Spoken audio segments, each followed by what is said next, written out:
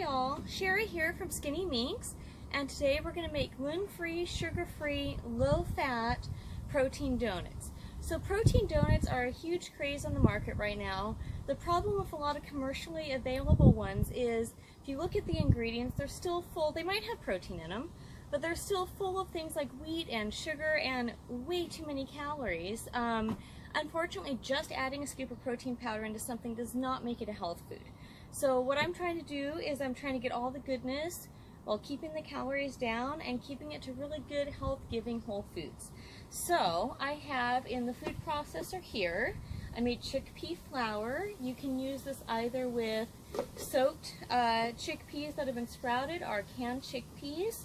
And I just started to grind it up to make it more manageable, but it's too rough in this form to be used in the recipe. But what I did is first I ground it up, and then I got a cup of that, so a cup of ground chickpeas, put them into the Blendtec, along with half a cup of oat flour, 1 cup of, so here's my oat flour here, a cup of protein powder. I like the Terra's grass-fed vanilla whey protein.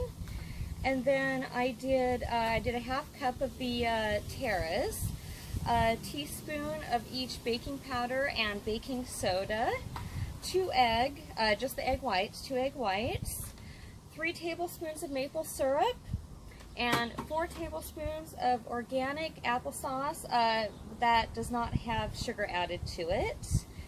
Then I did the half a cup of oat milk, and I used cinnamon, ginger, and nutmeg, about a half teaspoon of each to just to flavor it. We're going for like an apple spice donut, and I'm going to do a caramel glaze recipe to go with it. So all of that's in the Vitamix right now. I'm going to turn the Vitamix on to get a really nice, smooth, well-blended batter, and we'll take it from there.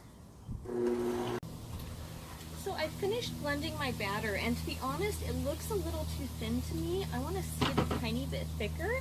I did substitute applesauce in for coconut oil, so I think that's probably why it's just a tad too liquidy. So what I'm doing is I'm going to add in about a 1/3 cup of oat flour extra, just to soak up that extra liquid. And then we are going to see how this looks. I think that should be enough to get it the right consistency for us.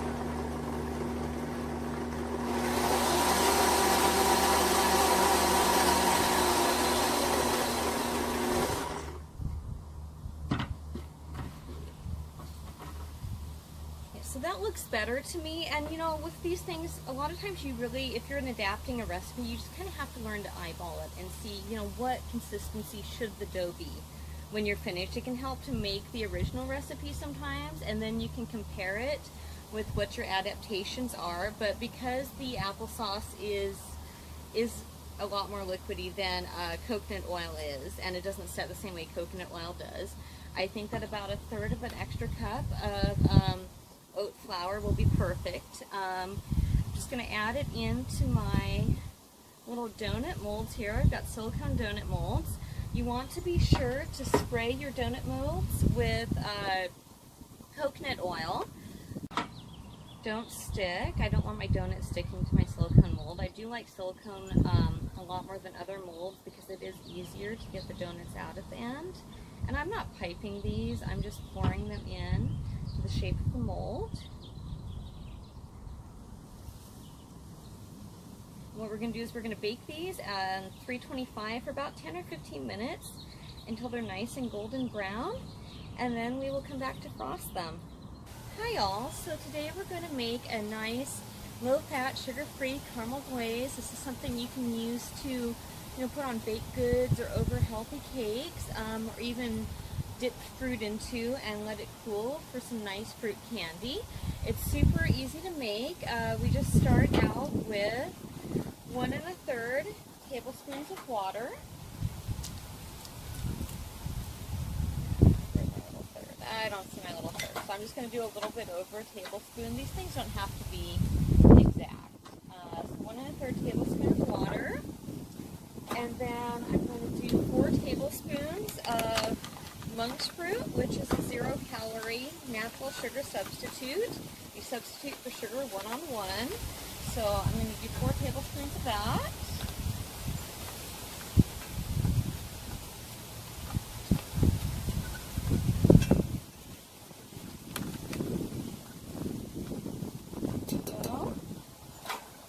Mix this all together over heat. I want this to really kind of boil down and distill down and get a bit of a burnt flavor. That's how you get the caramel flavor, is by slightly burning the sugar. Now, traditional caramel uses a lot. I didn't realize until I started looking into it, but traditional caramel, you usually either have a heavy cream or butter, or the vegan version use coconut milk, which if you're on a low-fat bodybuilder diet, unfortunately that's just not something that's going to work. We're going to heat this up for about 10 minutes. I want to see some nice boiling on it. I'm going to stir it occasionally so it cooks evenly. Want to watch for a good boil.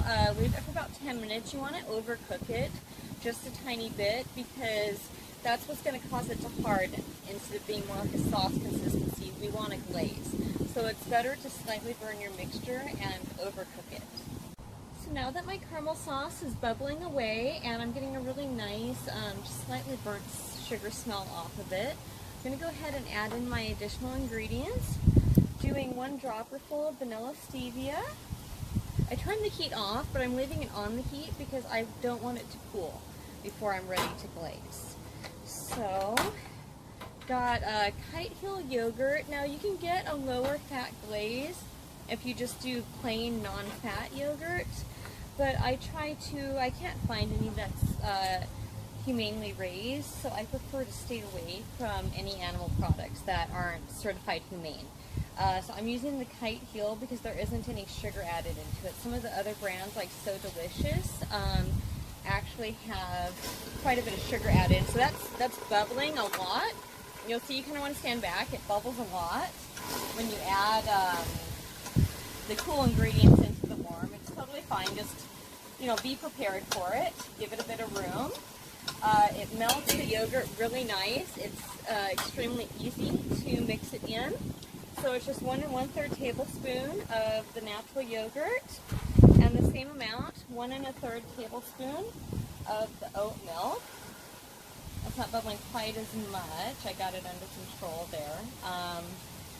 So get those all mixed into it while it's still nice and hot. I'm keeping it on the turned off burner so that it does not harden on me. It's all mixed together. Then I've got a plate of the protein donuts that we made earlier today. I'm just going to take a spoon and I'm just going to lightly glaze the top of the donuts. Now it's liquidy right now, but what's going to happen is as it cools, it's going to harden and form a sugar crust, like a sugar glaze on the top of the donuts. If for some reason that does not happen, then you know that you needed to cook your mixture for a little bit longer. Overcooking it is what takes it from a liquid to a solid when it cools down. But that does take time, and I'm just gradually going over with the spoonfuls to glaze the donuts. It's soaking into the top really nice, so I think these are going to be nice, sweet, kind of a caramel apple donut, if you will. So I hope you enjoyed these recipes. I hope that they work out for you. Any problems, feel free to write me and let me know, and check out the full recipes on Skinny Minx. I'm happy to help. Thank you, and have a wonderful day.